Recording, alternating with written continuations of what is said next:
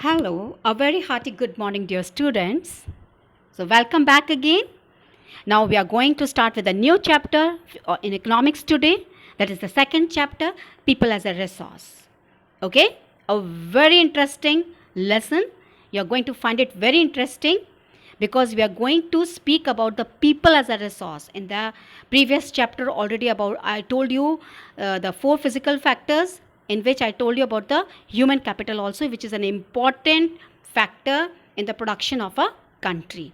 So children, in this chapter I am going to deal the various topics. Certain topics are, that is, first of all I am going to deal with the overview of the chapter, in which I am going to tell you about what is people resource. Secondly, I am going to tell you about the various kind of economic activities performed by men and women of our country. You already know about it. That is the primary, secondary and the tertiary activities. We are going to discuss in detail about this in this chapter.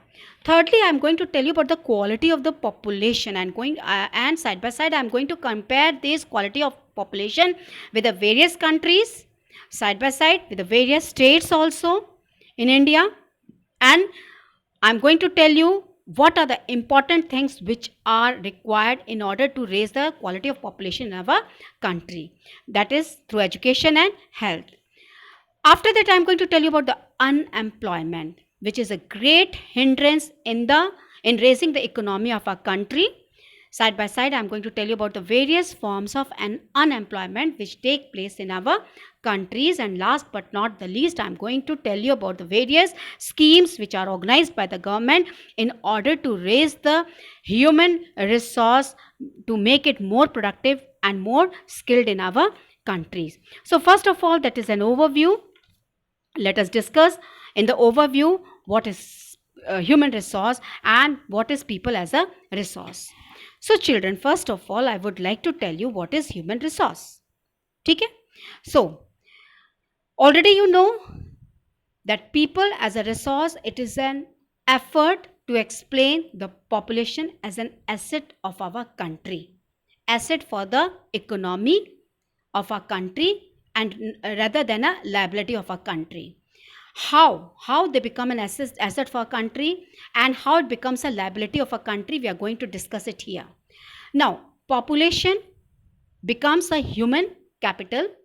When it becomes a human capital, when there is certain investment in our country, and these investment can be in the form of education, training and medical care. Is it clear? So you can see here, investment in the human capital, it yields a return like investment in other resources also. Now, what kind of investment? It is through education, training and healthcare. Is it clear?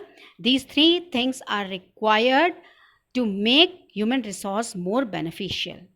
Okay, so like other resources are like natural resources and all.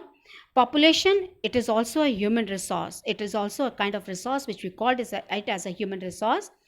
And this is the positive side of a large population, that it is often overlooked. Why it is overlooked? When we only see a negative part of that population, that is the problem, providing the population with the food, education, access to health facilities and all. Okay, अब मैं आपको फिर से समझा रही हूँ कि ये जो रिसोर्सेज है वे दूसरी रिसोर्सेज की तरह से इम्पॉर्टेंट रिसोर्स है, और ये पॉजिटिव, अगर ये हमारे पास बहुत बड़ी population, like we consider the population of India, इसका पॉजिटिव साइड अगर हम इसको ओवरलुक करते हैं, ठीक है, अगर किसी की पॉपुलेशन अच्छी है, लाइक यूथ पॉपुलेशन है, that country is a very rich country. Is it clear? अब हम इसकी नेगेटिव साइड देखने लगते हैं. नेगेटिव साइड कैसे देखते हैं? भाई पॉपुलेशन को खाना देना है, एजुकेशन देना है, हेल्थ फैसिलिटीज़ देनी है, हमेशा इसके बारे में सोचते रहते हैं. तो इससे क्या होता है, हम अपनी जो एसेट है ह्यूमन रिसोर्स की, जो एक यूथ जनरेशन की एसेट एक देश के पास, हम उसको ओवरलुक कर देते हैं.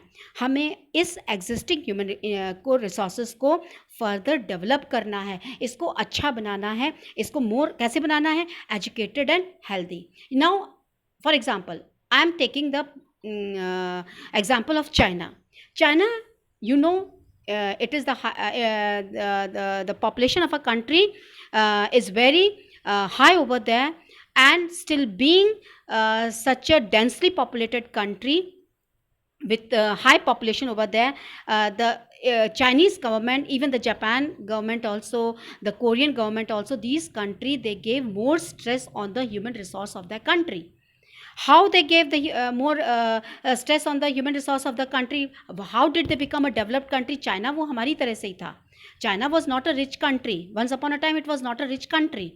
What they did, they laid more stress on the skill, the education, and side by side the health facilities of the country, in which what they did, they made their human resource more productive, just like the physical capital formation. Now investment is this in human capital, it yields a return. It yields a return high. How? Like making investment in the country, making investment by giving better education. ठीक है, अच्छी education देंगे, it gives better than an uneducated person. So moreover, अगर education अच्छी है तो but natural वो person भी जो है आगे जाके ज़्यादा प्रोडक्टिव होगा. After that we are going to discuss about the next topic, that is the health. We are going to discuss about the health also. So in this health we are going to see how health plays an important role in it. Okay,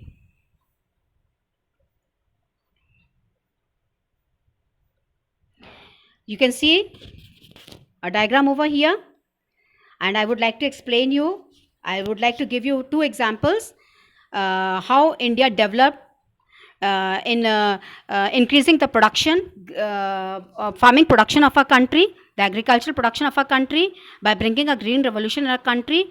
It's an dramatic example how the input making in the agriculture field by giving the knowledge in the form of improved production technologies, due to which the production in the scarce land resources increased.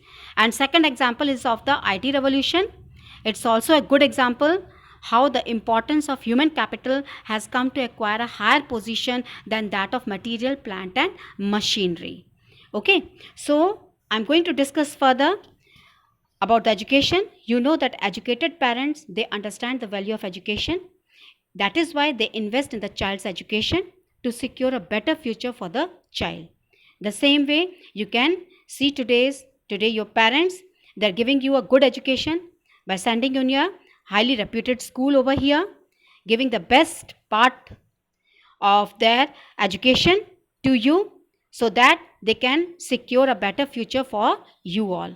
So educated parents, they side by side giving education, they also are very particular about the health of the children and how they give a nutritional diet to their children also. So this, what it creates a virtuous cycle. Virtuous cycle कैसी? A better human capital. If you are going to earn better in the future, but naturally you are going to take a proper care of the future generation. In this way, this cycle will be creating an improvement in the production of a country, in the human resource of a country. Now second, if we compare it with the uneducated parents, they are unable to invest in education because of the lowly income.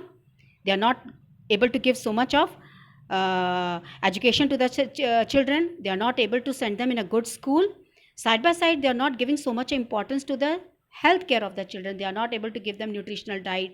उनको fruits नहीं खिला सकते हैं, आपकी तरह से juice नहीं पिला सकते हैं, अच्छा खाना नहीं दे सकते, सिंपल रोटी एंड दाल ये सब खिलाते हैं.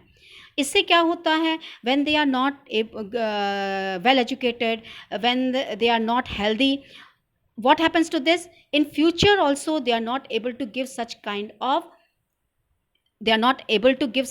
investment in the future generation, and this way it creates a vicious circle in which the coming generation, जो इनके द्वारा जो आगे जनरेशन होगी उसको भी गरीब रहना पड़ता है.